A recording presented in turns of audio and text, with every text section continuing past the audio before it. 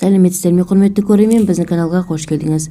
Әлемде және Қазақстанда болып жатқан жаңалықтарды алғашқылардың қатарынан бірінші болып білгіңіз келсе, арнамызға жазылып, лайк түймесін баса кетіңіз.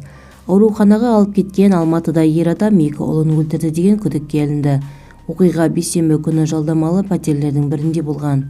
Алматыда 2 ұлын өлтірді деп айыпталған ер адамға қатысты полиция қылмыстық іс қозғады деп хабарлайды Айқын.кз. Бақта тараған ақпаратқа сәйкес, оқиға бейсенбі күні жалдамалы пәтерлердің бірінде болған.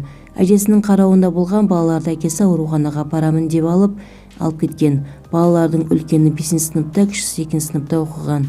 Алмалы аудандық полиция басқармасы Қазақстан Республикасы қылмыстық кодексінің 99 бабы 3 бөлігі бойынша қылмыстық іс қозғады.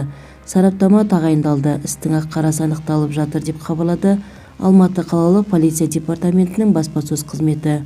Толығырақ төмендегі сайтымыздан көре аласыздар. Егер де біздің видео ұнаса, подписывайтесь және бір ғана лайк түймесін басып кетулеріңізді сұраймыз.